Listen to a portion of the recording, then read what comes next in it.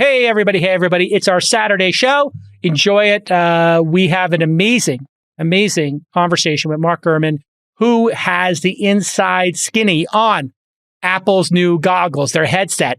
And we talk about all the competition that the Apple Vision or Apple Reality is going to have. He thinks those are the two possible names for this first set of smart VR, XR goggles. And we make some predictions about how big tech and the AR competition will shake out over the next decade. Yep. And how soon phones are going to go away. And then Rachel is back with an OK Boomer segment where she chats with Campbell Baron, who is just out of high school. He's been making a podcast for 2 years. He's had guests including Chris Sacca, Jerry Tan from Initialize, Stacey Brown-Philpott from TaskRabbit. I'm going to say again, 18. So many guests, lots of whom you would actually recognize from this show. So you don't want to miss that. Let's get straight to, though, first up, our chat with Mark Gurman. This Week in Startups is brought to you by Odoo is a fully customizable and fully integrated suite of business apps that lets you build and scale your stack as you build and scale your business. Your first app is free forever. And right now, Odoo is offering $1,000 off your first implementation pack at odoo.com/twist. That's odoo.com/twist. 8 Sleep, the first bed engineered to improve your sleep through dynamic cooling and heating, detailed sleep tracking, and more. Try the pod for free for 100 days at 8sleep.com/twist. And OpenPhone. As a startup founder, a lot of mistakes are easy to roll back, but using your personal cell phone number as your company number isn't one of them. OpenPhone makes it easy to get business phone numbers for you and your team right on top of your existing devices. Visit openphone.co/twist to get 20% off your first 6 months. We're so excited. We have Mark Gurman, who covers Apple and all kinds of Apple-related tech for Bloomberg News, and who has most recently written about kind of our new favorite topic, the Apple, as Jason is calling them, ski goggles, but the potential arrival of the Apple AR VR headset. Mark, thanks for coming on. Thanks for having me. Really happy to be here. Let's just start at the top here. Is this really going to happen? These are absolutely real. This is absolutely going to happen. It's just a matter of when. It's not a matter of what or what it'll do or what it'll cost or anything like that. It's literally a matter of when. They had been trying to get these out the door already for the last year or so. They wanted to announce these in mid-2021 and release them early this year, so maybe like around now. And then they sort of postponed that. They were going to announce it in June and release it at the tail end of this year, so in about 11 months from now. That sounds like it's going to be pushed back as well. Final decisions haven't been made, but it's looking more likely that these won't be introduced until the tail end of this year or early next year, and then released sometime in 2023. So a little bit of a delay. This has to do with some of the features, right? What they're trying to do is they're trying to cram in technology and processors and stuff that you would normally put in a MacBook Pro and have on your desk. If you've ever used a laptop, you know they really will burn up your lap, right? And so this is something like you're going to wear on your face. Imagine the liability and the issues if you have something on your face that's going to overheat that you have to wear for an extended period of time. So those are the kinks they really need to work out. In terms of, Apple as a brand and as a company and the money they make, they would sooner never release these than burn one person's face. So the thermal properties are very important to get right. When we look at this device and we look at the history of what Apple's been doing with chips, they started making their own chips. The chips were designed ostensibly to make the battery life of phones longer and to make looking at web pages on your laptop less CPU intensive. We all know about the spinning wheel of death, and CPUs on Macs and MacBooks were just known for grinding your machine to a halt when you got to the 25th tab. That's right. Now, with these nice MacBooks, which I just got the latest one, it is extraordinary how long the batteries last, and it's extraordinary how the fans do not turn on and the heat does not happen. So when we look at the arc of them making their own processors, do we think that Apple was looking at the processors and saying, hey, these processors are going to be great for making laptops better, but let's face it, laptops were pretty good. There wasn't like a major problem there. It was nice to have, but actually it was necessary to make these processors in order to make augmented reality via Apple goggles, which I think will eventually be glasses, possible. Is that what they were planning all along in your mind? Well, I think the original one they were planning for was the iPad. I think the iPad was the original rationale for why they got into their own custom chips. There was a story, I don't remember if this is from Isaacson's biography of Steve Jobs or one of the different early Steve Jobs books, but he was in talks with Paul Otellini, the CEO of Intel, around 2008 when they were really, going full steam ahead on the iPad after shipping the first iPhone. And at some point in the development process, they realized that they really would not be able to release the iPad at the battery life and the thinness. Remember, the big thing with the original iPad was they were touting this 10-hour battery, which had basically been unheard of before, and that $500 price point. I think those, numbers would have been probably nearly impossible to hit if they didn't make their own chip. So it started with the iPad. And then if you look at the Apple Watch and if you look at the goggles, right, the glasses, I think they're going to call it Apple Vision, by the way, or Apple Reality for the first one. Those would probably be impossible to really develop without their custom tech in there. Obviously, Qualcomm and a few other providers, they're trying their hand at XR, AR, VR specific chips. But obviously, I think Apple is well ahead of most of the chip players at this point, at least for now. Interesting. So just to back up there, your money is on Apple Vision or Apple Reality. God, Apple Reality is a little on the nose, don't you think? Yeah. Reality distortion field. Exactly. Anybody is like, Apple, you will see the world the way we would like you to see the world. Exactly. I'm doing my Jedi move for those of us who are just listening. Talk to us a little bit about so I have this thesis that it's good to know it's not going to come out until it doesn't burn your face. That seems pretty valuable. But is any of this delay also related to sort of figuring out how it doesn't cannibalize the iPhone ecosystem? I have this theory that Apple at this point doesn't do anything unless it helps sell iPhones. And I wonder where you see this fitting into that. Well, I certainly think for the first, several generations, it will help sell iPhones. There will be an element to it, sort of like the Apple Watch, where you need to have an iPhone or need to be in the Apple ecosystem for everything to pair. The first several generations of this device certainly won't replace the phone.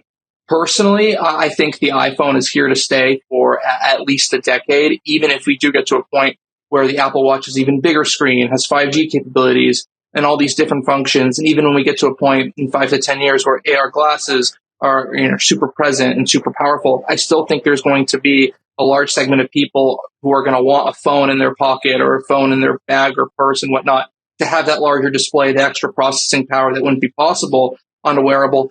Just like laptops and desktops haven't gone away, I don't think phones are going to are going to go away. I think that maybe this next iteration of devices might be more cannibalizing to the desktop or the laptop, and the phone would replace those elements, or maybe replace the tablet in some sense. But I don't see the phone going away anytime soon. I think, in addition to your point, Molly, in terms of what they're trying to figure out, I think they're trying to figure out use cases, right? I mean, there's a few interesting things they're playing with. One is, I would imagine maybe if we were doing this podcast 2 years from now, maybe we were doing it all in virtual reality through the Apple headset, maybe through, Zuckerberg's metaverse and such. So I think they're trying to figure out capabilities. They're trying to figure out, 3D content. They have a whole content team in Los Angeles and elsewhere trying to work on this in virtual reality content, right? So there's a lot to figure out, getting AAA game developers on board at some point, right?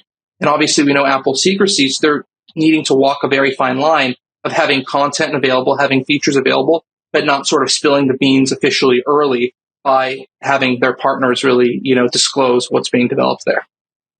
Yeah, and for me, it seems very likely if you look at the success of FaceTime and iMessage, they may not be comfortable with running a social network at scale and all the chaos that would bring to the Apple ecosystem. But small groups of people, it could be quite delightful. I think about, my iMessage groups. I think about my FaceTime groups, right? And then you think about photo groups. They're all kind of melding into private social networks. Imagine you're in your iMessage and, I don't know if you've had this experience where somebody butt dials that hits the FaceTime key on an everybody's had that happen on an iMessage group. Yeah. And all of a sudden there's 6 people and you're like, right, wow, this kind of does work. Why don't we ever use this feature? It's like, well, It's a little intrusive. But if we all had our goggles on, and again, instead of using Zoom, I see this as the ultimate Zoom killer. You used podcasting as a metaphor. I would use a Zoom. we're on a Zoom. All of a sudden, we're all on the Apple campus, like they do when they're walking around the Apple campus on their Apple, pitch day. Imagine we're all just put our headsets on and we're, doing a meeting, around a table. And that makes perfect sense and would be in line with their Facebook iMessage and photo sharing. But do you think that they have any intent of building a metaverse and controlling that in the way that Zuckerberg does? Or do you think they want to leave that to the app developers? I think, Jason, it's going to be exactly what you said. There's going to be specific applications, very private social network, individual things. I think it's no accident that they released the group FaceTime feature a few years ago. Earlier this year, I forgot what year we're in. Last year, with iOS 15, they did have this thing now called SharePlay, where you can watch a movie with someone or listen to music with someone, right? And I think that is a perfect application for virtual reality, being able to watch a movie with another person across the world. So I think it's going to be very individualized. The audio technology on this headset and the clarity of the displays on the headset has freaked people out to the point internally where maybe sometimes they can't tell if they're in the real world or in the virtual world. And for Apple, during development, that was a little bit of a scary thing. They don't want to develop a product that is going to take people out of the real world. That's really against the ethos they've been pushing. That's really against their ultimate vision for these headsets when they move, of course, into AR only, right? So augmenting instead of all-encompassing a few years down the road. So I think, Jason, there's not going to be some sort of metaverse competitor to Zuckerberg's vision. I think Apple's against that. I think it's going to be pretty specific where you can do all the things you already do in the Apple ecosystem, but in a augmented and virtual reality type of form. Okay, if you listen to This Week in Startups often, you've heard me talk about Odoo's incredibly powerful suite of business apps a lot. Well, they're going to give you your first app free forever and $1,000 off your first implementation pack at odoo.com/twist. That's odoo.com/twist. And here is why Odoo is so great for startups. Their suite of business apps helps you run your entire company on one platform. I kid you not. And they'll streamline your workflows by bringing all your information together. This eliminates annoying, repetitive tasks like entering data across multiple platforms, which we all have to do and we all hate. Plus, if you only need 2 or 3 apps to optimize your workflow, that's all you're going to pay for. Odoo won't charge you for apps you don't use. And Odoo offers over 30 main apps today with over 16,000 apps from their open source community. Their apps include bookkeeping, sales, CRM, website builders, and more. You're going to love it. Again, here's your call to action. Your first app is free forever, and Odoo is offering $1,000 credit on your first implementation pack. So go to odoo.com/twist for $1,000 off. That's odoo.com/twist. I want to pick up on this question of ecosystems because I do feel like that's sort of fundamentally going to be the question as these devices start to come out. Right now we have, effectively 2 phone ecosystems with Android and Apple, and that's pretty much it. But if you start to see like Apple come out with a headset that can't necessarily access the metaverse and the metaverse isn't open, and then maybe like Sony keeps making headsets or HTC or whoever else continues to make these devices that all have a different ecosystem, where does that leave us? Like, where's the open web version of you put on glasses and you access the internet? I strongly believe that Apple AR/VR versus Meta, Facebook in the metaverse, is the next iOS versus Android. iOS versus Android, it's open versus closed. I think you're going to see the same exact thing in virtual reality. Apple will have this more closed off environment that Jason described his vision for it. I think it's going to be very similar to that. Whereas Facebook, Meta is going to be very, open and not privacy centric and very metaverse and, very, next level, have literally a different virtual world you're in. Whereas Apple is going to be something that more so augments your day, right?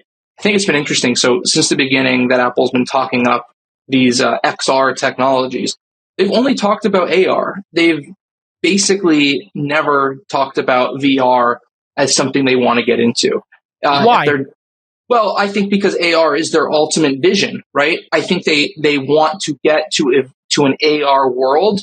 However, they need to do something in 2022. You can't do an AR headset that only headset that they want to do. There's the technology to have all-day glasses where the whole thing is in the glasses and it syncs wirelessly in 5G and whatever. That doesn't exist today. They can't wait 5 years, right, until it exists, or they're going to So they plant the flag now, get a little VR going, even though that's not the end game. And they're basically, in that way, conceding that Oculus won VR, but they're saying VR is not the prize, because who wants to be in a virtual world all day? Like, even gamers are not interested. Like, the top games in VR get how many people playing them every day? 500,000, 150,000? It certainly hasn't taken off like the phone. I think VR is important. And the important thing to note about this headset is that there is going to be an AR element. So it is going to have a bunch of cameras externally and have an AR pass-through mode. So you will sort of get a sense of what they want to do with AR. Explain to the audience who don't understand VR, AR, pass-through. Sure. So virtual reality is like an Oculus Quest, or if you ever used like a VR racing rig or whatnot. I was actually at the Lucid store at Century City in LA, and they have sort of this VR racing, or it looks like a VR racing rig, but you can put the VR headset and sort of customize a car. So that's all encompassing if you ever used one of those. AR is you literally put on a pair of AR glasses and you can see what's really in front of you in the real world, but it's very similar to Google Glass. So you get inbound information as well, sort of an overlay information. And what a pass-through mode is, it's sort of fake AR in the sense that it's using cameras to replicate your vision of what is actually in front of you, because you have screens in front of your eyes, so obviously you can't see through them. So it's basically like a fake AR. And the interesting thing is Meta announced at the end of last year this new product called Project Cambria. It's basically what Apple's building. It's a high-end VR headset. Apple's will be much more powerful and expensive with an AR pass-through mode. That's called mixed reality. So the best way to refer to this first Apple headset is a mixed reality headset, whereas the follow-up glasses will be augmented reality. Apple's never releasing a standalone VR device. A VR-only device. And like you said, they have to plant a flag. They have to develop a ecosystem of applications, right? What really failed Google Glass, in addition to back then, $1,500 being a high price. I think today the market has changed significantly because of $1,000 phones, whereas $1,500 for a pair of AR glasses is no longer, quote unquote, obviously it's expensive, but it's not like absurd anymore. I mean, it's the cost of an iPhone 13. I mean, the fact that iPhones went from $600-$700 to $1,300-$1,400. Right. We've now boiled the frog. Sure, we're ready to pay $1,500 for these. Do we really think that price, and this will get back to the Apple headset, do we really think that price is the reason that Google Glass failed? Because there is still a bit of a social norm question. There's a question about whether people are going to want to wear heavy glasses on their face, even if and they it was don't. very early. It was very early, and also, to be honest, its coolest feature, the like facial recognition, was a privacy nightmare. I get it, blah, blah, blah. Right. But there I wonder, there are Yeah. still barriers to adoption, and I wonder if it behooves Apple actually to come out with a sort of like a VR flag that they plant on the moon, even if there aren't great experiences or there aren't great games, because doesn't that risk them, building an expensive paperweight like so many have before? Well, that's exactly right. And that's why they want to do it, because what they're going to be able to do over the next 3 to 4 years before the glasses ship is they're going to be able to develop an entire VR, AR apps ecosystem, right? By the time the glasses come out, there can be tens of thousands of apps that are compatible with it, whereas Google basically had nothing, right? You're going to have glasses that are probably going to be less expensive than this $2,000 to $3,000 headset. So sort of like we're coming in at a lower cost now. And so you're going to have those capabilities there from day one. And then the other big one is consumer education, the privacy-centric folks, right? So the thing with Google Glass is nobody had really seen anything like that before outside of Hollywood, right? And people were not used to it. Apple's going to have a ton of consumer education just by having those products, those early versions of those products out there. So I think it's a smart decision to sort of split the product line into two and sort of have that, intro few years. My favorite with Google Glass was, I don't know if you remember, there was this woman who was a bit of a provocateur blogger who decided she would go to like bars in the Mission in San Francisco with this on and like walk up to people and talk to them. And basically, I think she got punched or beat up or something. I mean, not that violence is ever condoned, but like literally people were really upset, like get out. And then they put up a sign like, please don't wear Google Glass in here. Yeah. But these things are are going to look like ski goggles. They're going to be for your desktop. And so for a year or two, it's going to be for the Robert Scoble and developers of the world and, some Engadget or, Verge writers to play with, right? It's going to be a luxury device for 2 or 3 years. I'm going to get one, right? I mean, just to play. I'm all in. Yeah. I mean, I'm not going to live in it, right? Yeah. But I think the point you just made is really important because these are not going to be an out and about device, right? I would be, well, first of all, I wouldn't be surprised to see people walking around outside wearing them, but I don't think they're going to be designed for that, right? I don't think you're going to want to, right? It's a home device, right? It's like you don't walk around with a TV and a PlayStation, right? So I think this is something you're going to keep in your living room. I'm curious about battery life, given the size, right? I'm curious about how this thing is going to charge. If there's going to be a charging case, how you carry it around. It's going to have straps similar to like Apple Watch rubber band material. So if those are going to be interchangeable, I'm curious about all that. I'm curious if there's going to be a privacy light on the front. To the points of both of you about the privacy aspects of this device. So it's going to be really interesting to see how the rollout is done. It should be a blinking red light. I remember that when Zuckerberg knocked off, spectacles were Snapchat's version. He recently knocked those off with Ray-Ban, and they have like a little light there, I think. But it's not clear. To be clear, these things need a flashing red light. When recording, flashing red light on should be the standard, I think. Because it is, but I mean, the Google ones are so big that like people walking in with them are going to look ridiculous. Like, Yeah. I don't think there's going to be any question what's going on when you walk in with Google. When you walk in with Apple Reality. With Apple Reality. The Apple ones are, even the Google ones are ridiculous too. Good sleep is the ultimate game changer. We all know that. According to 8 Sleep, over 30% of Americans struggle with their sleep, and temperature is one of the main reasons. Don't I know it? I sometimes wake up in a sweat. It's too hot. It's too dry. I can't take it. I like it to be nice and crisp sheets, nice and cool, and that's my jam for getting a great night's sleep. And now 8 Sleep allows me to do that, and they're going to allow you to do it with their new Pod Pro cover. So if you already have a mattress you love, you don't need to change it. Now you can just buy the cover and still experience the full magic of 8 Sleep. The Pod Pro cover is the most advanced solution on the market for thermoregulation. It pairs dynamic cooling and heating with biometric tracking. This way you can add the cover to any mattress and the temperature of the cover will adjust to each side of the bed. And it will adjust for your sleep stages, biometrics, and bedroom temperature. It reacts intelligently to create the optimal sleep environment. And if you've got a partner and they like it hot and you like it cool or vice versa, you're all set. Each side, Viva la Différence, gets to get their exact needs met. 8 Sleep users fall asleep up to 32% faster, and it reduces sleep interruptions by 40% according to 8 Sleep. And you'll get more restful sleep overall by using it. And I can tell you that is true because I use it every night.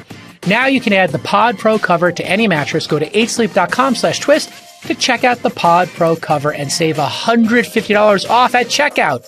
That's right, $150 off at checkout, 8sleep.com/twist. The other interesting thing is that they really needed all the space possible to put in these screens. I think they're like 8K screens. They're super high resolution. Wow. And so what they had to do is they had to make the inside where you put it on your face super slim to the point where if you wear glasses, sorry, Molly, you're not going to be able to put the headset over your glasses. And so they're just for reading.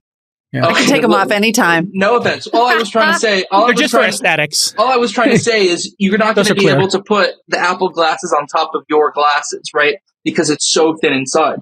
And so what they've done is they developed an interchangeable lens system. And so when you buy the glasses, you're going to have to input your prescription numbers, right? Right. And so what they're going to do is they're going to have lenses that are custom to your prescriptions. So if you do wear glasses, you'll be able to still use them because the space is so tight. Why can't they do that dynamically? Like, can't they create a lens that dynamically adjusts to your prescription? I don't know. It's possible at this point that they have shifted to that or they plan to do that eventually. But in terms of what I've heard, like the lens development, the system for creating interchangeable lenses with your specific prescriptions has been pretty complex. So, and I do wear glasses for driving for what it's worth. So. I mean, that's actually an interesting use case. Yeah. Think about wearing these when you're driving. Right. It could really help you if they are, in fact, pass-through. I know this sounds crazy, like kind of a daredevil thing, but you could actually have like a sonar-like effect. I mean, if it's foggy out there or you're a pilot, these things become like night vision. What it's able to see versus what you're able to see. You could probably see a deer on the side of the road before you can. Right. Certainly could see that, and certainly could tell, if you're what percentage in the middle of the lane you are, and just show you like, hey, this is you're 16% too far to the right or the left. This could really change everything for any kind of activity, skiing, driving, running, if it gets light enough, where you're interfacing with the world. I am so into these as a heads-up display for my life. Yes. Like we need to get, Terminator we're all sitting style. here with this dumb thing and we're like looking down all the time and our necks hurt. And it's an inefficient way to get information that is also socially isolating. Like that, I want that to be the goal. Like I don't need to live in another world. Maybe I will want to eventually, but like, do we think that that's what Apple is headed for here? Is this sort of, just give me like an overlay for my life? Yes, but here's my question. So I'm sure we all have iPhones, right? I'm sure a lot of our viewers have iPhones too. In 2017, they released ARKit, so you can get apps from the App Store that have AR. Have you ever used it once? Like I can tell you, no, because you'll die. Like you're not walking around like this. Right. Pokemon Go was the only one I ever tried. Well, I did that for about an hour at a party once, and I was like, this is dumb. I'm an adult. I did that for about 3 years. Okay. Well, anyway, I'm not an adult. I'm an adult. Exactly. I got things I got to get done here in the world. Like I'm not putting my phone up to catch Pokemon. You walk a lot. It's good for walking. I guess that's that. Yeah. No. Clearly their concept is we don't want you to be isolated, and like for this to turn into WALL-E, the WALL-E Pixar version of the world, which Steve Jobs obviously influenced. So I think that actually speaks volumes to what their vision is here. Let me close with this. Who's going to be number one? Who's going to be number two? And is there a third dark horse in this race? So 1, 2, 3. Who do you got? So in terms of market share, I think Meta is going to be number one, right? Because what Apple's going to do is they're going to come out with this super expensive product, and people are going to see it. They're going to really want to get their hands on it. Maybe they're not going to be able to afford it. All right, in 10 years. I'm sorry, in 10 years. Let me make a good arc here, not next year, but in 10 years, basically, who wins this platform? Who's the Microsoft? Who's the Mac? Who's the Android versus OS? And let's explore that question. AR, I think Apple will be number one in AR glasses. I think it'll take them a while to get there. I think Meta will probably be number two. And I do have a feeling that Microsoft will figure it out. Obviously, they have a lot of HoloLens-related technology. Obviously, they're willing to throw money at basically anything at this point. So I think Microsoft will figure it out. HoloLens has been a dud so far, but sort of the underlying frameworks are there. I don't necessarily believe in Snap's ability. I think Snap will remain a very niche player. And I don't even know if Google knows what they're doing, right? They obviously, very similar to, I think, the Apple situation with Siri. Whereas with Siri, Apple, I think, was 5 years ahead of everyone else in terms of when they released the voice assistant. And now it feels like they're 5 years behind, right? Google was 5 years ahead of everyone in AR with Google Glass, but now it feels like they're 5 years behind. So maybe they'll catch up at that at some point. I know they have, great people working on it, but it's to be seen. But I think I would close by saying I really do believe Apple versus Meta is the next Apple versus Google. Or who do you got, Molly, in this ranking? Molly, what do you think? 10 years from now, we're sitting here based on your knowledge. I mean, honestly, 10 years from now, I would not count out Microsoft. I really wouldn't. I think the HoloLens, I mean, for one thing, it's got a lot of military contracts. So it's just, I mean, it's being actively used in military applications right now. And so I think that is something that has, that just grows its capabilities, right? Like they get to test it in real world and it can trickle out to the consumer. And I'm not sure, I mean, to me, it'll come down to what the ecosystems look like. If there's a metaverse app for Apple's glasses, right? Maybe you start to see that work out. But I would maybe flip it a little bit and say Meta and then Microsoft. Ooh. I think it's going to be Apple all the way. I think Apple's going to dominate this. I think Meta is I think they're fighting too many wars on too many fronts. Obviously, Oculus was a visionary product with VR and everything. But I just think they've never run like an at-scale app community at Facebook, and app developers don't trust them. I think it's not in their DNA. And I have a sneaky suspicion that Google's got something stealthy ready to go at some point with Android that, they will join this race. But I have no evidence of that. But I just think this is too I gotta say, big. I'm fully with Mark on that one. Google just is at a loss when it comes to hardware at this point. It's Pixel's a great product. Yeah, Pixel's a great but product. It's not taking off. And this Pixel 6 was supposed to sort of be their savior. Maybe it was the last hurrah. Who knows, right? I know they're pretty invested in it, but it's like a complete top to bottom redesign, of the phone, right? And they're basically throwing everything at the wall. Look at him with their point. Yeah, he's like, I got it right here. I got it. But Pixel is such a great product. That's such a great price. It's confounding that it has not, and Google Fi is such a great product. I don't understand why there's not more consumer. Listen. You got to focus. You got to focus. Yeah. Google is no focus. I have the VR, the Apple VR down here, by the way. It's in a special box. So. Oh, yeah. Don't get yourself in trouble. You're going back to my stunt where I said I had the iPad. I remember that. I want to see it. That was a really crazy morning because I woke up. Mark Pincus is calling me 18 times. Like, what did you do? You told them Farmville's on the new iPad and you have it? I was like, I was joking. He's like, open the Wall Street Journal. Yeah. It was Apple doesn't like those jokes at all. Yeah, Steve Jobs literally had to put out a statement. Steve Jobs told the Wall Street Journal, I did not give Jason Calacanis an iPad. All right, I'm going to have to look this up. It's a pretty funny moment in the history of the internet. But Magic Leap, nowhere in this.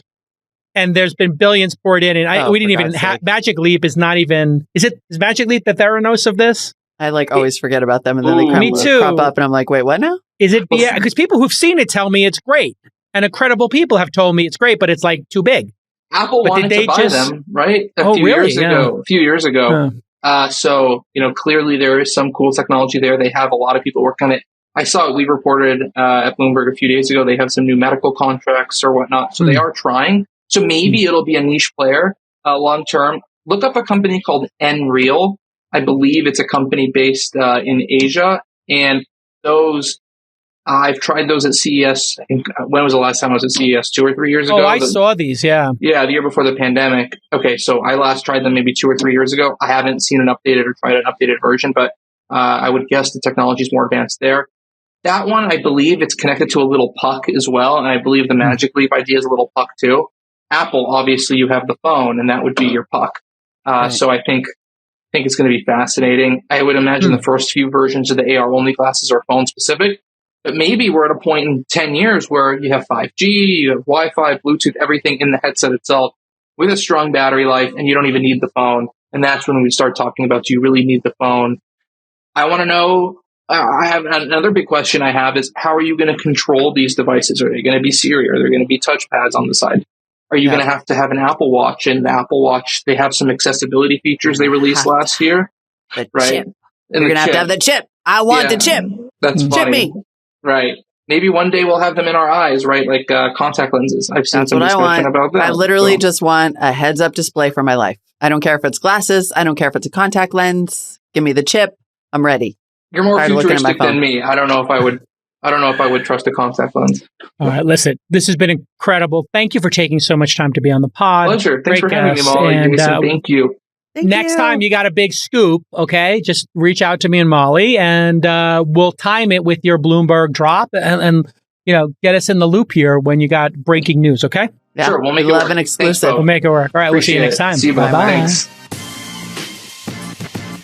Listen, lots of founders are loosey-goosey with their personal phone numbers. They put it on company documents. They use it for sales calls and more. And that makes everything messy. You don't know who's calling, a sales prospect or somebody from your kid's school. Should you pick up? Should you not? Well, OpenPhone helps you create business phone numbers for you and your team. And it's so easy to use. It works through an app on your smartphone or your desktop. So there's no need to carry 2 phones like I did back in the day, and I kind of still do. There's always a backup. Just pick a number, install the app, and you're done. And here's a feature I love. You know how you can create a shared email for customer support, right? You create support at your domain name. Well, now you can have a shared phone number with multiple employees fielding calls and texts. So you can put on your website or your social media, call us and talk to a sales rep, call us and talk to customer support or customer success. How amazing is that? And what if you could do it super affordably and easy and control it through a nice web interface? Well, my team is using OpenPhone now for this exact reason. And it's amazing for us to do support for thesyndicate.com as but one example.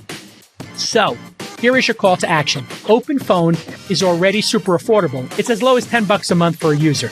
It's basically free when you think about it. So Twist listeners can get an extra 20% off any plan for your first 6 months by signing up at openphone.co/twist. And if you have existing business numbers with another service, well, they can port them over for free. No problem. Easy peasy lemon squeezy. So head over to openphone.co/twist today. Okay, great job, OpenPhone. We love the product. Okay, it's time for the weekly segment everybody loves. Usually it's on Friday. This week it's on Saturday. It's OK Boomer with Rachel reporting from the big city, bright lights, with her featured correspondent slot here on This Week in Startups. Man, you're living the life, aren't you, Rachel? Absolutely loving it. I love New York already. Now, you've been in New York for 2 weeks or 3 weeks? 2 weeks now. Yeah. Really? 2 weeks today. Yeah. Really And liking it's it so far. cold? Freezing, snowing cold. out, and I live right off of a really major street, so it's really loud too. Yep. Really Yeah, fun you'll that learn stuff. about that with your next apartment. The honking Sound cars. is king. Yeah. They show you the apartment on the quietest time. You got to go to see that apartment during rush hour. Yeah. Yeah. Definitely Sunday morning wasn't the best time to do my apartment search, so. Yeah, they get you with that. No. That's a rookie mistake, but that's That's a okay. good You made tip. it. You're That's a here. good You're in tip. the city. Yeah, really excited. I've already gotten to meet so many people, which is great. I've never actually worked from an office before, except for interning, because I graduated during the pandemic. So I got to meet people like in real life for the first time that didn't go to school. with you me. have an office? No. I squatted at a WeWork for a while. Nice. Very nice. With Which people, it seems yeah. like has led you to a lot of sources, actually. That WeWork has been useful. I don't know when people are like, yeah, it's really hard to make friends. You just find somebody to scan into that sucker and stay there for as long as possible until you get kicked out and you'll meet some people. This is the thing I loved about New York and spent my formative years in Manhattan was when you live in Manhattan, your apartment's tiny. Everybody's apartment is tiny. Even like rich people are like, I got a huge apartment. Like, how big is this? Like 1,500 square feet. I'm like, that's how big my garage is in California. What? They're like, yeah, 1,500 square feet. And, but they still have to leave their apartment. So everybody is out all the time. And when you go out, you're kind of like in the mix. So you just go to a cafe, you go to a bar, and you meet everybody, and everybody talks to everybody. It's pretty amazing.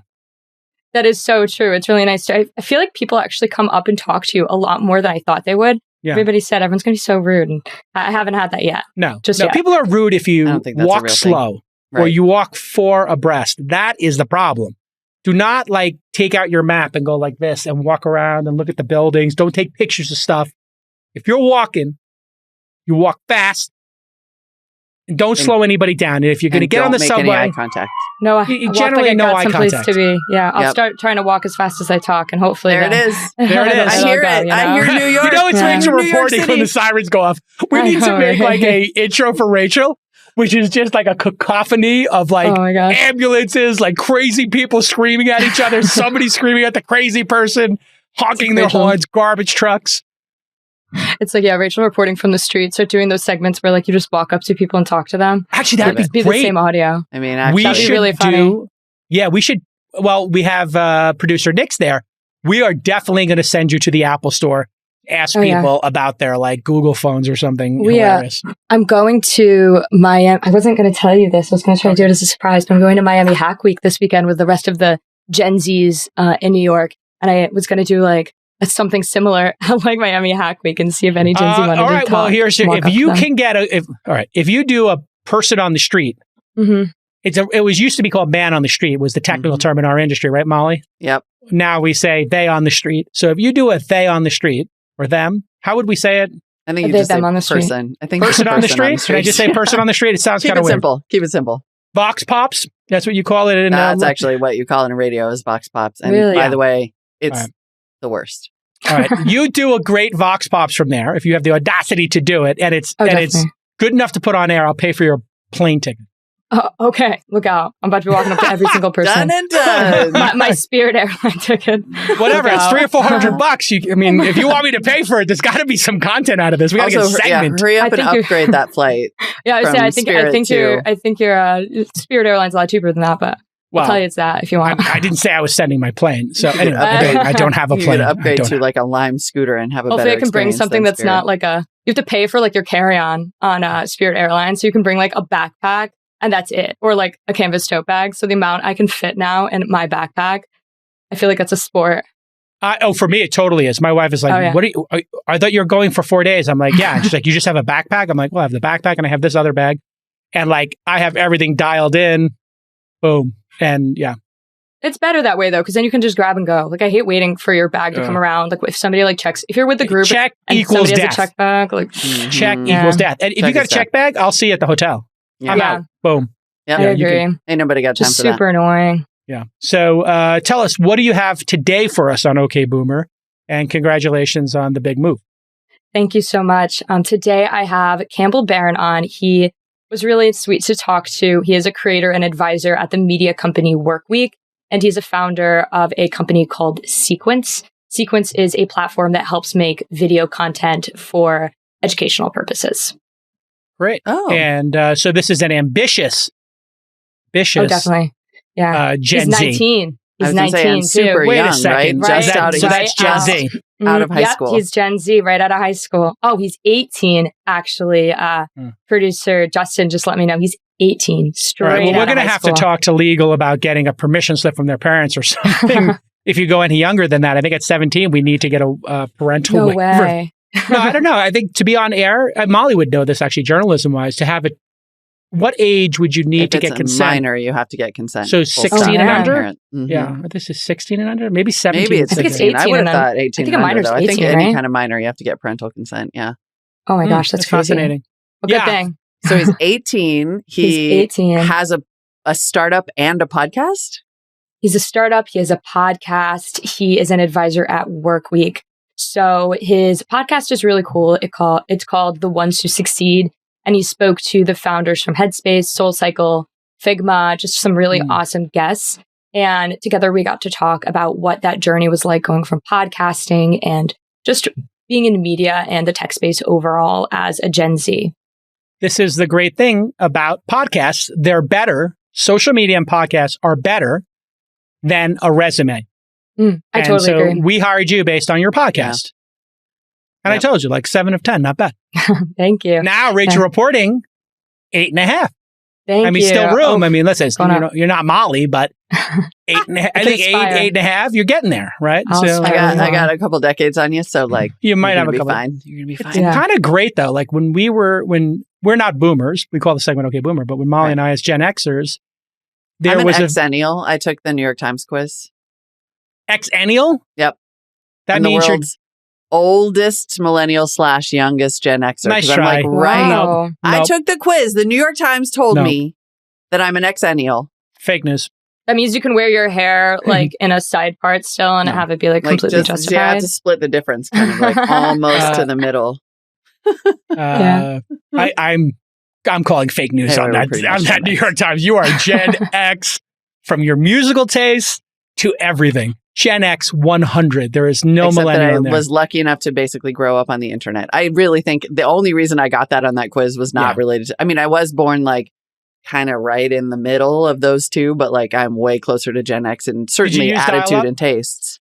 Did you use dial-up? I used dial-up, but I had like internet in high school. Like it was a whole, just because I got a job on the internet. That's all. That's all. I have a question for you guys then that I actually spoke to Campbell about where was like, how did you get this interested in tech? And he was like, oh, I've just always been around like different devices since I was little. Like he was like an iPad kid is like what the joke I made. Do you guys think that you would have, do you think that being an iPad kid actually has some upsides to it? 100%. For sure. Okay. Yeah. Honestly, without a doubt. Yeah. I was an Atari 2600 kid. And so, and even before that, in the 70s, my dad had a bar and he had one of the first stand-up video games. He had Pong. And so when I was 6 years old, 1977, he had Pong. And then he got us an Atari 2600, which was the first home game console made by Sears. Atari had Sears making it. And so the fact that I was playing with video games at 6 or 7 years old, and then I got a PC and I started playing with computers when I was 9, 10, 11, and started coding when I was 12, 13, and using modems when I was 12 or 13. So I was on dial-up. When you have that experience young, you get that confidence, just like making a podcast. If you're making TikToks when you're that young, like a podcast is like arguably easier than a TikTok. Like yeah. It's like turn on a microphone and talk to somebody. You just need a guest and a great microphone. And that's actually so true. And it's, I mean, it makes perfect sense that, being an iPad kid, especially like in today, and honestly, we should probably start, okay, Boomer, amazing. And we should probably have a segment just about the creator economy. Like it is such a massive shift. And you have there was a woman I talked to years ago who does child psychology. And she was talking about the fact that kids, born basically into the iPad generation, like recognize themselves a lot sooner than it used to be. Like crazy. About 18 months is when that's how long it takes a baby to sort of be like, oh, I'm the thing in the mirror or whatever. But because babies now see so many photos of themselves and they see so much media reflected back at them, they're starting to have self-recognition sooner. And they have a lower mental barrier when it comes to fame. Like if you grow up now, you're not thinking that becoming The Rock is unattainable because you're looking at Charli D'Amelio and you're like, that's just like a good dancer with a family, Yeah. So like, I think it is inspiring. And everybody's got their origin story from like Atari to, when you started playing Tetris to when you started seeing media on an iPad. Or having AOL or Delphi or whatever. CompuServe or whatever you had.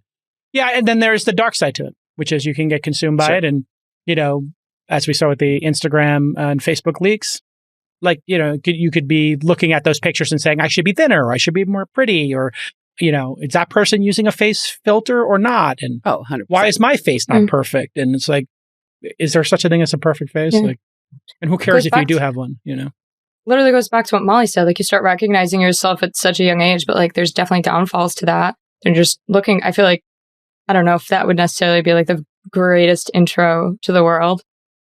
I'm dealing with my 12-year-old because I get recognized. And so at some point she realized like my people know my dad more than they know the other dads. And she's like, are you famous? Like when she was like 8 or 9 years old. And I said, if you start a company, I'm famous, but not for anybody else, only for founders. And, people stop and ask for a photo and, she thinks it's cool. She's like, it's so cool. You're so cool to your fans. And, it's like an interesting discussion. Now she wants to have a YouTube channel. And I said, yeah, you can totally have a YouTube channel. We'll make a YouTube channel when you're ready. So I have I've demystified it for her, and I let her watch me do the podcast, and I let her watch the podcast, and she makes fun of me.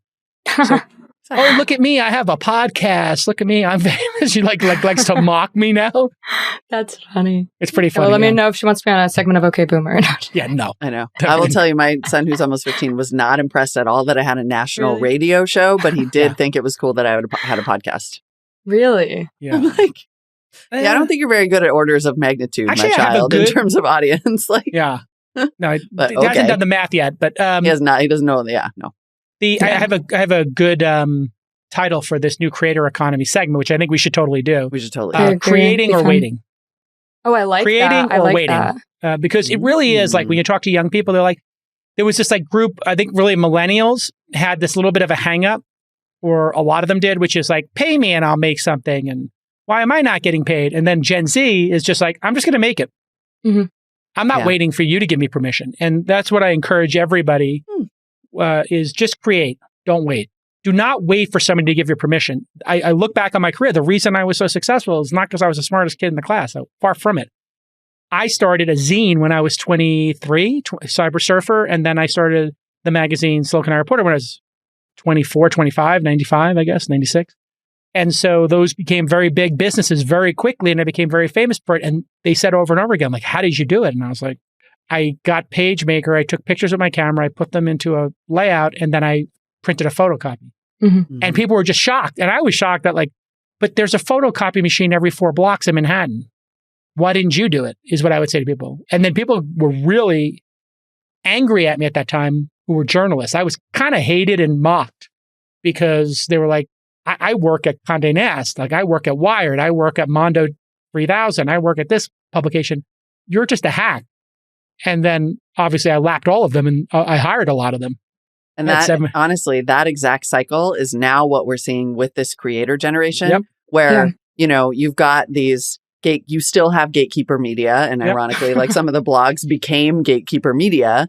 And, they don't totally understand. I mean, I had this conversation with a friend at CNET the other day where I was like, your primary competition is TikTok and YouTube. You've been lapped by, who's that, Marcus, that tech reviewer, Marcus Brownlee.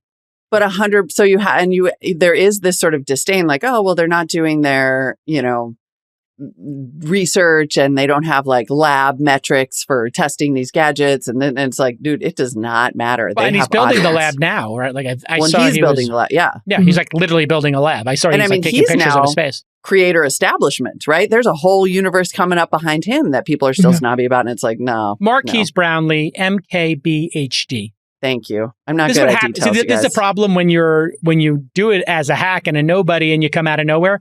Is you name your channel something crazy because you're like, well, it doesn't matter. I'm just going to name it whatever. And it's like, what does MKBHD mean? It's like, oh, it's an HD? Really? And then you've got some old ex-ennial on a podcast trying to remember the name. And it's just... Or it's like, it's This Week in Startups. And it's like, it's a 7-day-a-week podcast about tech, media, finance, and everything. It's like, technically, that is the whole week. Technically, guilty as charged. Yeah. I feel like for the whole creator economy, though, there used to be like a barrier to entry. And now there's not a barrier to entry per se, but it's like analysis paralysis and like actually... the fear of trying to create perfect content again, because like these kids have been raised on an iPad. So like Jason said, like, oh, like, is that person edited? And so that's what you want your content to look at. Like, we don't necessarily have to go out and buy certain things. You can record off of a smartphone if you want. And the producers were just talking about how to have a smartphone nowadays, it's like pretty cheap. Like you can find a cheap one. It's just actually getting over the perfectionist aspect of it all, which I feel like is becoming more and more apparent. When we had the zine, people would come to me and say, look, there's a grammatical error here, there's a spelling error here, like, why don't you edit it? And like, don't you have a copywriter? I was like, no, we don't do that. I was like, that's how you know this is actually authentic and a zine. Yeah. Is it's got spelling errors, it's got, mistakes. Like, this is not meant to be perfect. Totally. Done is better than perfect, So and you here? Just actually articulated the creators are talking. Justin, the creators are talking. Producers. Justin has a podcast. Democratize. Yeah, Justin has a podcast. Who's been hiding this from me? Throwing Producer Justin on here on the live. Podcast going on. We need more voices in this cacophony. We need to get Nick to make a podcast. Bringing in Justin. This is quite an introduction of 20 minutes. Here we go. I just wanted to share... for you guys to comment on, I want to show you Marcus Brownlee's, just a quick clip from his 100th video, just to give a sense of just getting started. Far he's come. Yeah, okay, do it. Here we go. Marquise. Right now I have approximately 70-ish subscribers. I'm just looking at, I have, wait now. If I go to my page, youtube.com/Marcus Brownlee, just click on the link over there. I have 74 subscribers.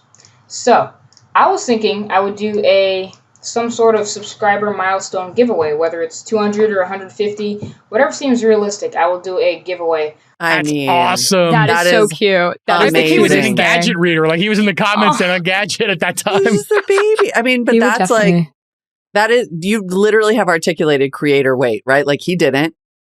And then he just grew into it and now he's bigger than life. Yeah. Mm-hmm.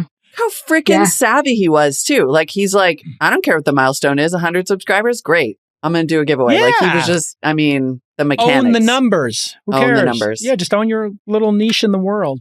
Incredible. Wait, what is Justin's podcast going to be like a fireable offense? He's not doing something crazy and offensive. No. It's not like Red Scare or something.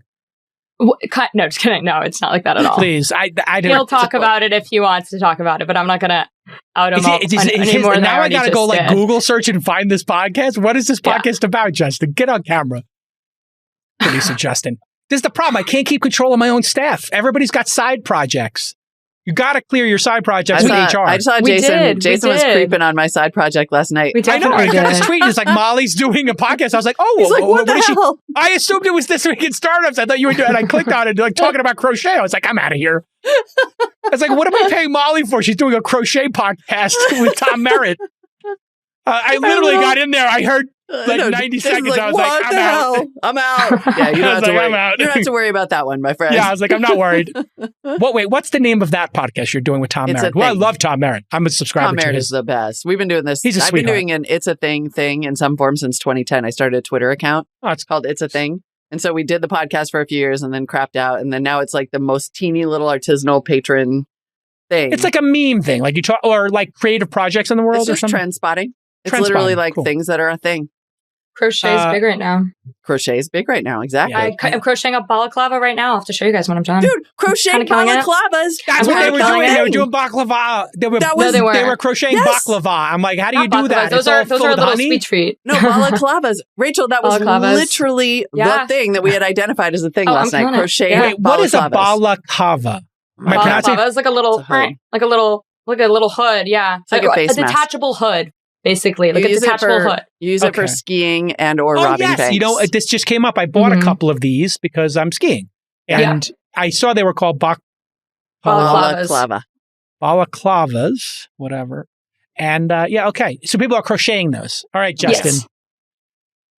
What are you crocheting, Justin? Tell us about your 1970s tribute podcast. Is it about the 70s?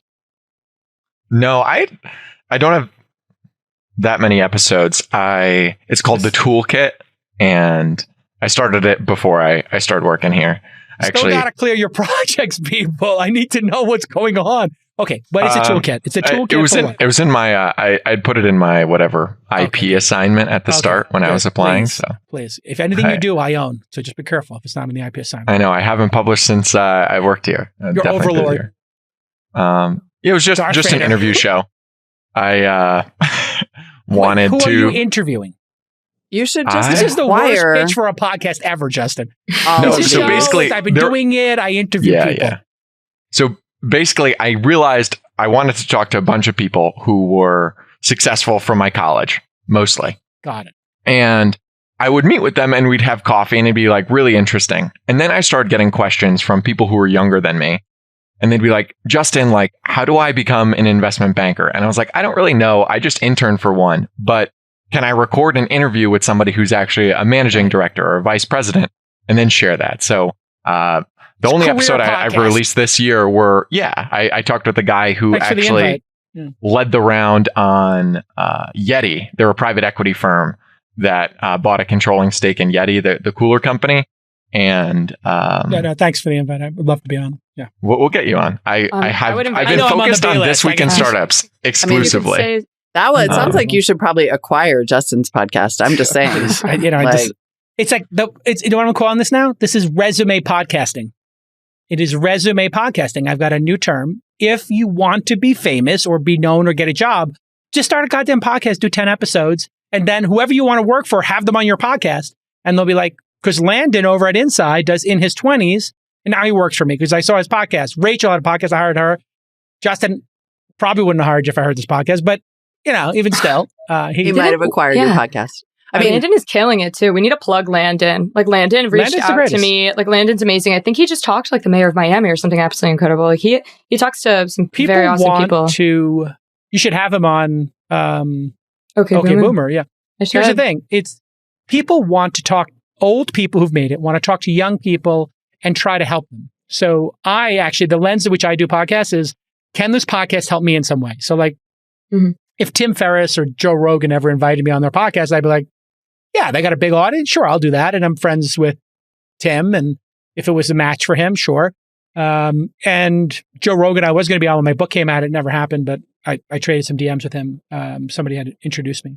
And putting that aside, the other set of podcasts I do is when somebody says, I'm just starting my podcast. I would love to have you as my first guest or my 100th guest or something like that, you know? And I'm just like, okay, I'll do it.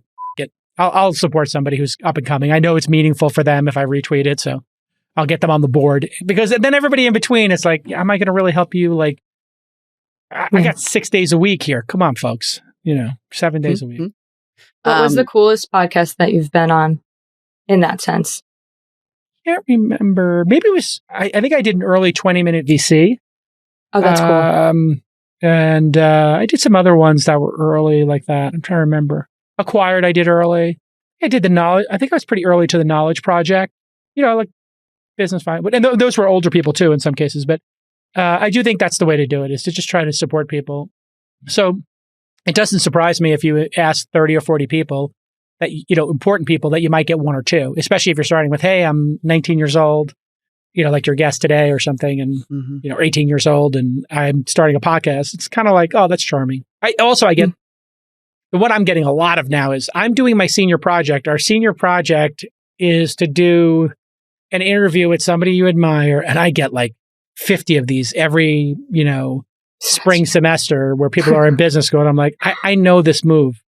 This is a job interview. It's a reverse job interview. Like, you want to feature me? Okay, I got smart. it. It's smart. It's smart. All right, resume interviews. Well, All right. Speaking of Rachel's guest, he please. had Chris Sacca on when he was 16 and Alex Bloomberg, the founding CEO of Gimlet, when he was 16 also. Yep. So I think it's safe to say he's taking the playbook and killing it. Great Definitely. playbook. And now, by the way, if you're listening to this, enough already. No more podcast people. This marketing channel, this hack has been beaten. Stop it. Okay, come up with something else. I'm a TikToker or whatever. Do something else. Okay, boomer. Enough See already. what I did there. All right, let's get to Rachel reporting her amazing segment with Campbell Baron at long last. The intro's longer than the interview, I bet. That's how much people love this. That's how much people love Rachel. Gonna be amazing. Well, thank you so much for being on today's show, Campbell. Thanks for having me. Thank you. I'm super excited to have you on. And it's actually funny. I mentioned to Presh, who is another Gen Z on the launch team, that I was having you on. And he's like, wait a minute, what? Like, I saw Campbell on TikTok. And I was like, no, wait, I saw Campbell on TikTok.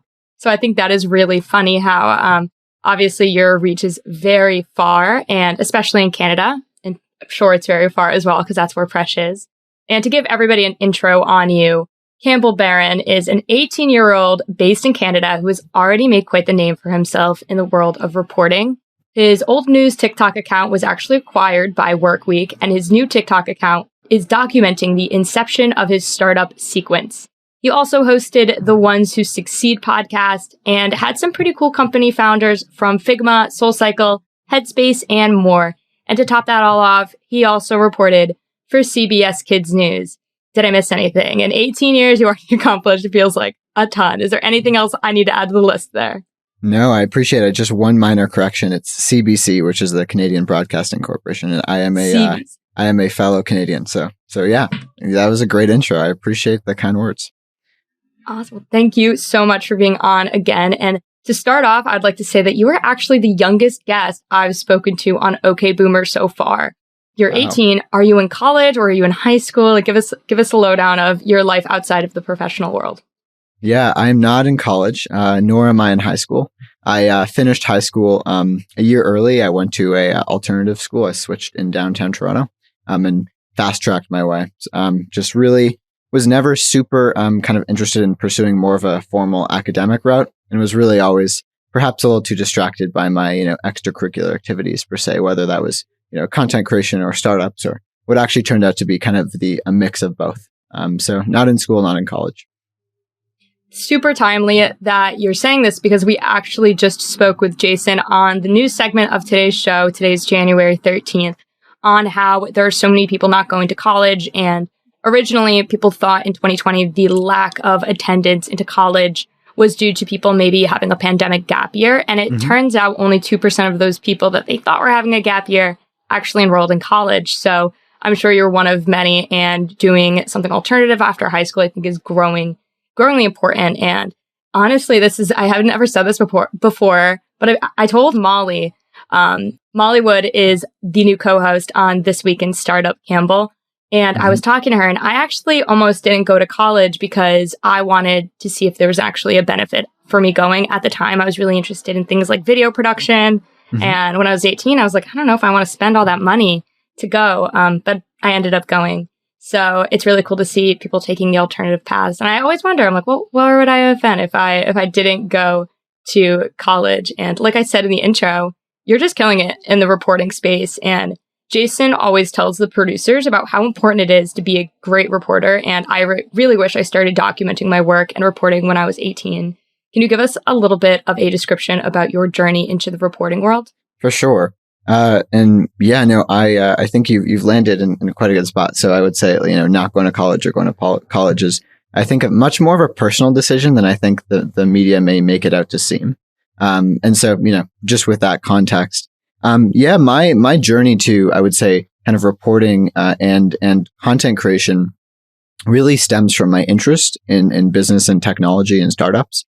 I really just kind of gradually got into it. When I was 10, my family got an iPad and I started making videos on iMovie there, just really kind of messing around, kind of learning the fundamental skills, and just got, progressively more and more interested into it, in the craft of creating videos. I think where I really started to find my groove, and where I kind of always struggled before was the what. What are we making videos of? So when I was younger, I wanted to be a filmmaker, but then I realized the only problem was I hated watching movies, which is still something that is true to this day. So that didn't really hold up too well.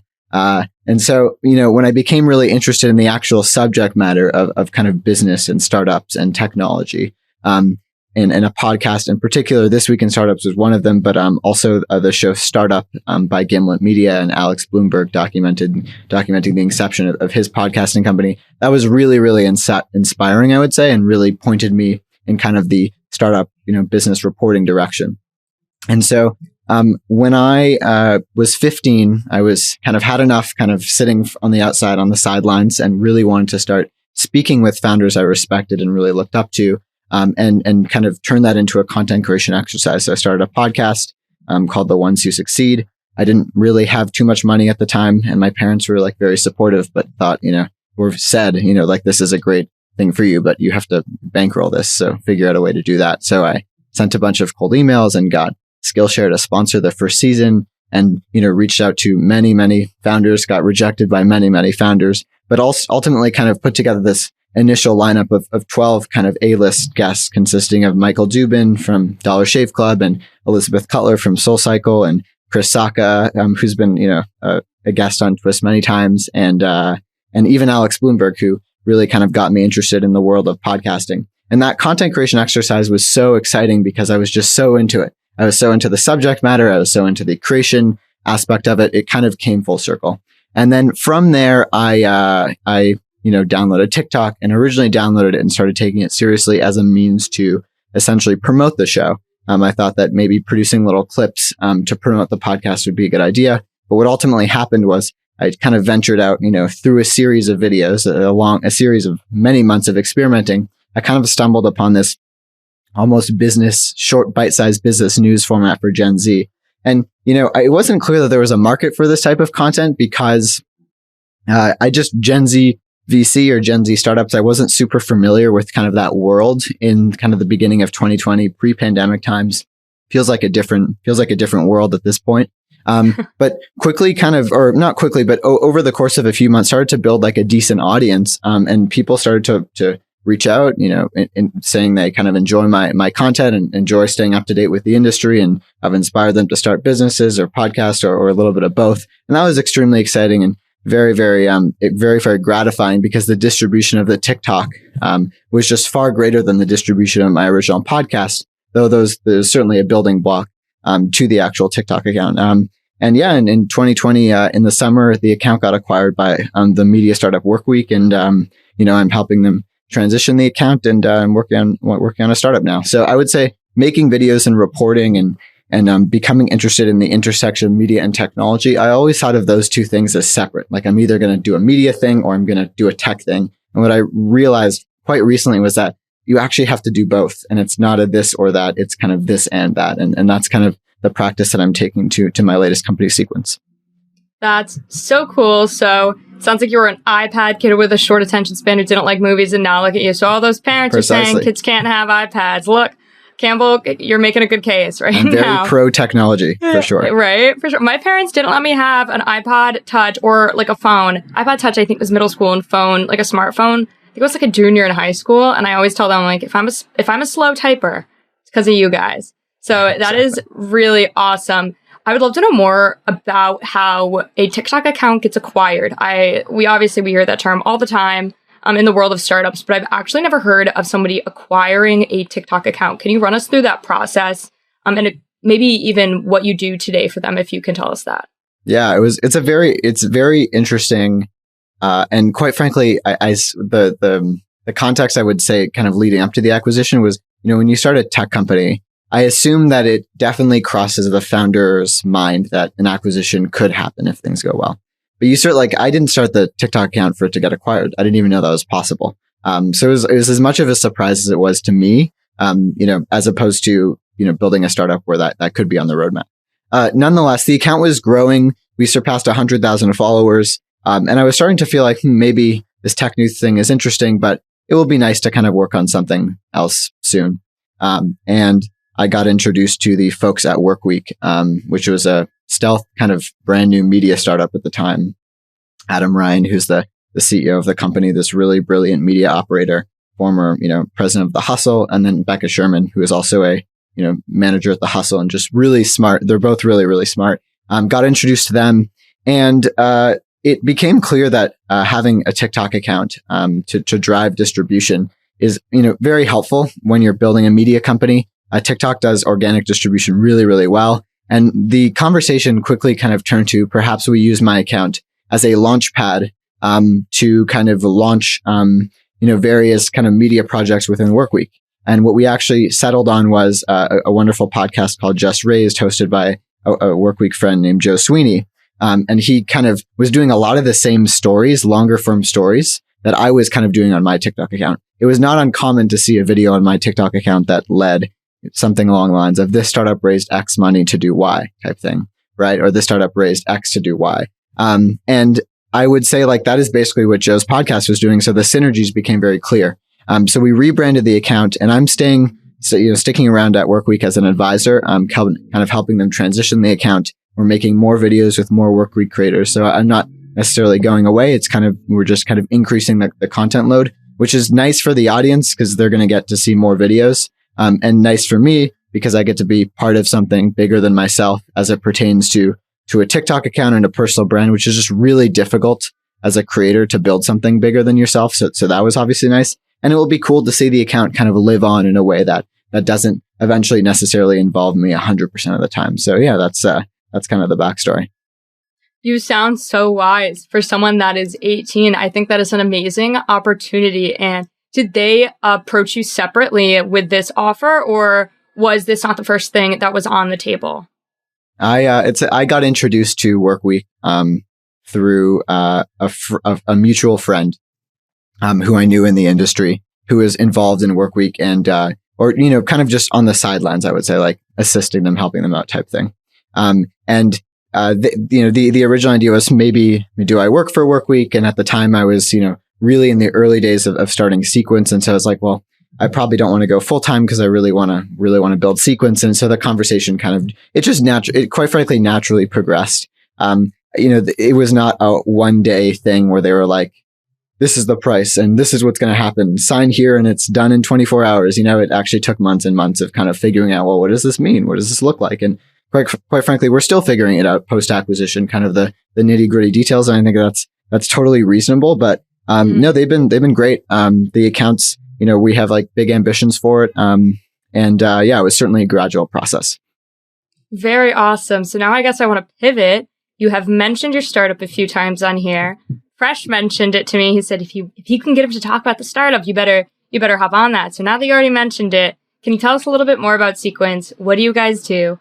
I've seen your TikTok account, but if you feel comfortable even talking about your TikTok account on that end and what it's like to build a second account after already creating one crazy successful account, give us the details on it. Well, not crazy successful, moderately successful in the world of startups. And shout out to Presh. I love the twist Canadian representation. So the idea for Sequence was started in the summer. I was really excited about this idea of, media tools. So again, my interest had been like the intersection of media and technology. And I think this is around the time when I started to kind of think, form opinions perhaps that maybe they were kind of the same thing. You needed media to drive, users to technology, and you needed technology to create value where kind of pure media companies, could struggle. And so the idea was to kind of intertwine the two. And, in the summer, I kind of played around with this tool of working on narrative presentations. And I built a very scrappy kind of MVP. This was really on the side. I was kind of just finished up the TikTok deal and was kind of looking to figure out what to do next. And we sent that out to a few people. And the feedback was really interesting, whereby a lot of people kind of reached out. A few people tried it. A few people liked it. A few people didn't like it. But a small fraction of those people, it became clear that there was this interesting use case where this could be something helpful for folks in the education space, creating courses, and specifically the mechanism of creating lessons, creating video lessons for courses. It's typically really hard to make engaging video. It's something that I've spent a lot of time thinking about as it pertains to my work on the podcast and on TikTok and just like, the many years of editing before. So perhaps I became a little numb to the fact that making video, engaging video for most people is relatively challenging. And if you think of an area, a focus where creating engaging video matters the most, it's education. And yet what we see on many online courses created by people who aren't necessarily masterclass per se, are these kind of really long screen recorded videos that aren't necessarily super engaging. And so it was this kind of realization. We kind of got introduced to a few course creators, and I teamed up with my co-founder Nils and a startup studio here in Toronto. And we just started speaking with course creators and just started talking to them and asking them like, what is your process for creating videos? How do you create videos? Is it something you struggle with? And what we learned was that overwhelmingly, the answer was yes. Creating engaging videos is very difficult. There's a big opportunity. And so in December, we kind of wrapped up our interview series and started building. And our product is coming out in a few weeks. It's called Sequence. We aim to essentially build the easiest video creation platform for course creators. So, imagine if creating an engaging lesson is as easy as creating a presentation. So that's kind of the little longer-ish elevator pitch for Sequence. But I'm very excited, and it feels very natural to kind of work on a tool that helps people create more engaging videos when that's basically what I've been doing my whole life. That is incredible. Again, on today's news segment, January 13th, Jason was mentioning how ineffective remote education has been, especially in the school system for people looking for higher education. Mm-hmm. I personally loved online learning. I didn't necessarily do it because of the pandemic. I actually started before the pandemic. Same. I was at Penn State, and then I took a lot of classes at University of Maryland Global Campus, I believe it's called. And they were phenomenal. They were 6 weeks long. And because they were a shorter duration, I felt like I could learn so much more. Mm-hmm. And then a following semester at Penn State, when we went remote, our professors that have never taught a remote class before that taught in the semester setting, I found it so difficult to pay attention because it was no longer in that 6 week, almost like crunched up segment. So that is really awesome. I've definitely had issues with that before. It's another reason why I love Coursera rather than taking a class in college, because I find that learning off of something that is like incredibly engaging is so helpful. And you don't get credit for Coursera classes. Yep. You know what I mean? Yep. So that'd be awesome if teachers, especially ones in the traditional like school community, could start creating content that isn't so dry, for lack of a better term, I guess. And you were building this in public, which must be a little bit scary as a founder. Do you think it's necessary now with how much we are putting on the internet to build in public? Or do you think that it's okay to build something and then once it's completely done and once it's announced, only show the final product on places like TikTok and Twitter and then jump off from there? Is the jumping off point, I guess, way earlier than it has been in the past? Yeah, I think there are pros and cons to both. And I'll say, like, I'm still figuring it out, so I don't want to present as if I have all the answers. But what I can say is from startups that I've been exposed to that do this really well. One comes to mind, a company called Levels Health, which is started by, I'm very familiar with the team. I've worked with them in the past. They're an A-list team, and they are extremely transparent. They share their own documents. They share investor updates. They share every Friday kind of forum meeting they do at the end of the week on YouTube. And when I got exposed to kind of that style of company building, it, no question, was very foreign, right? It was very, almost a little intimidating. Because the number one fear I used to have when kind of working on projects is someone going to steal my idea, right? And it's probably a fear that's been propelled by the Social Network film, where that's a very prime example of someone really stealing an idea. But what I kind of learned when I got more exposed to Levels and quite a few, MicroAcquire is another one, just other companies that are building in public on Twitter, or via, Notion docs or videos. The idea that if all it takes to kill your company is someone replicating the idea, then, you're probably not doing it right? You're probably not differentiated enough.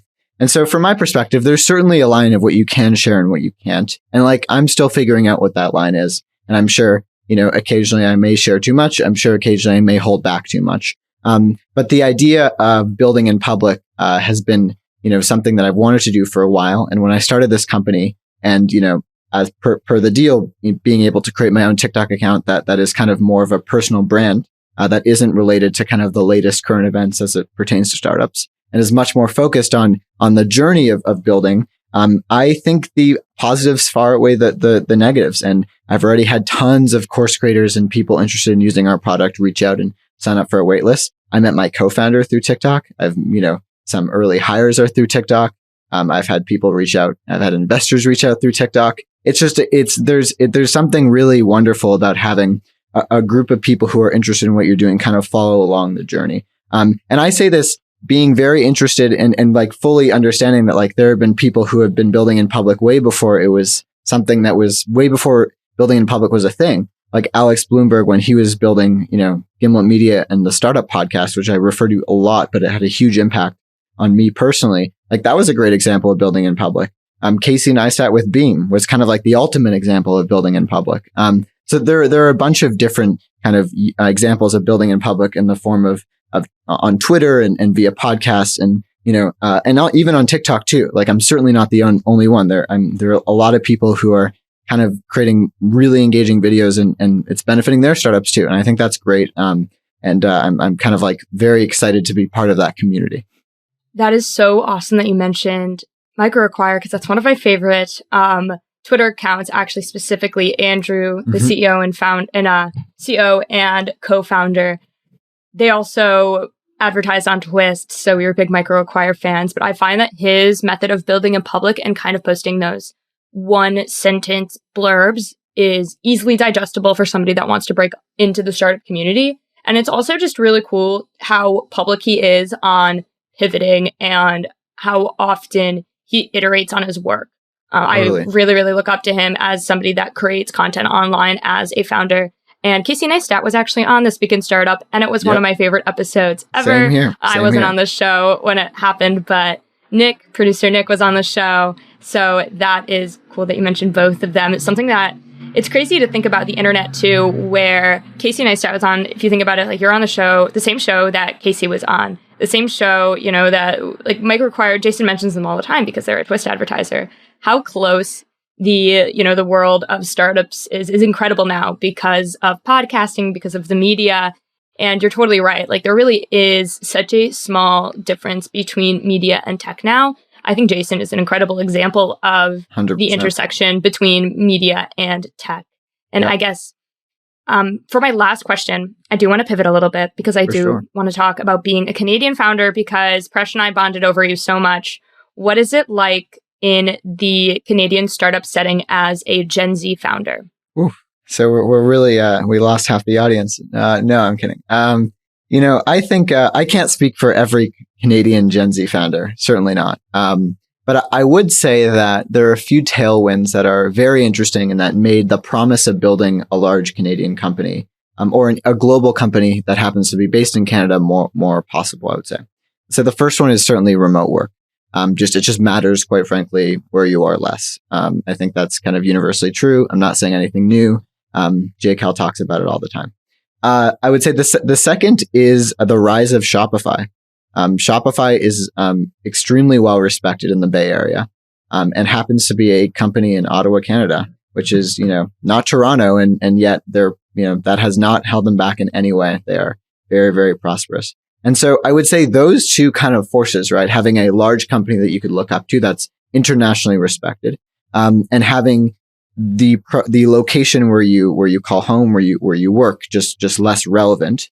I think those two kind of factors come together and yield this really interesting ecosystem where you have a bunch of programs and a bunch of interesting young founders or young, Gen Z startup folks becoming interested in the space because they're able to look up to Shopify and they're able to follow their favorite people on Twitter, and they're able to listen to podcasts because they don't need to make their way down to SF to go to in-person events. And so the distribution of information via the internet has made, becoming interested in startups a lot easier. And quite frankly, Toronto is not a small city. There are a lot of people interested in tech in Toronto. There are a lot of people interested in tech all over Canada.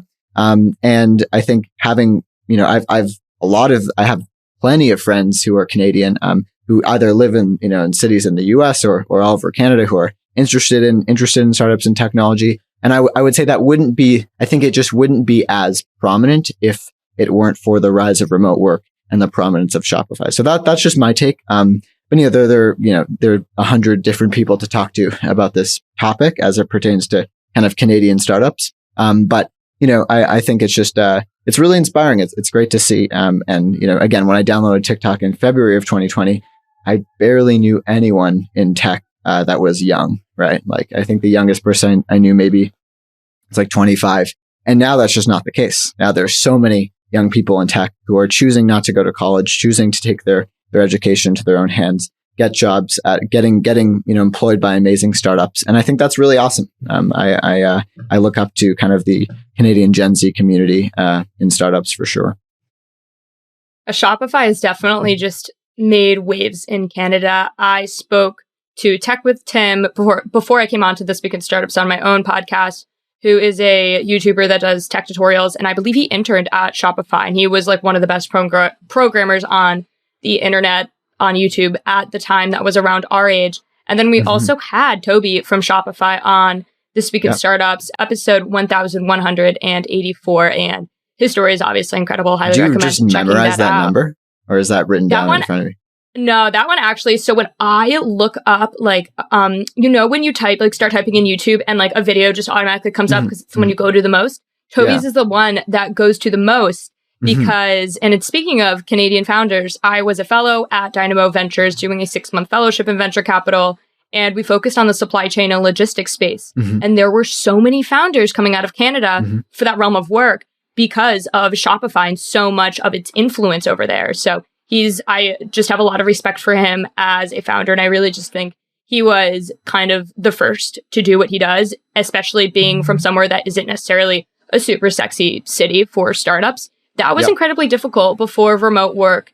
And thank goodness, like, the Twist team really embraces remote work. I'm a huge fan of it. I have been able to meet so many people. I've been able to talk to people like you. I don't have to go into a studio or go all the way up to Canada to speak. So I definitely agree with you. I think Gen Z is benefiting a lot from this change in remote work, especially as we're starting to break into the workforce in general. It came at a very good time for us, and hopefully it continues.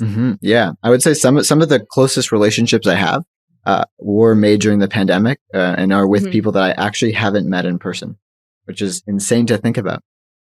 I just met the first OK Boomer guest yesterday, 2 days ago. I met Emily Herrera in person for the first time, and I was like, this is crazy. I've been at This Week in Startups for over 6 months now, and she was the first guest I've ever met in real life. And you're right, internet friendships. It's funny, I was mentioning the other day how, when we were younger, your parents were always like, don't meet people on the internet, especially like don't get in their cars. And now we're taking Ubers to, meet people in real life that we like first started conversing with on Twitter.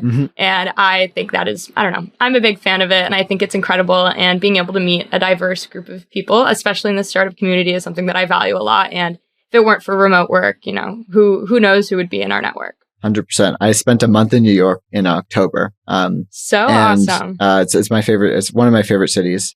I actually grew up there. I lived there for 6 years when I was younger.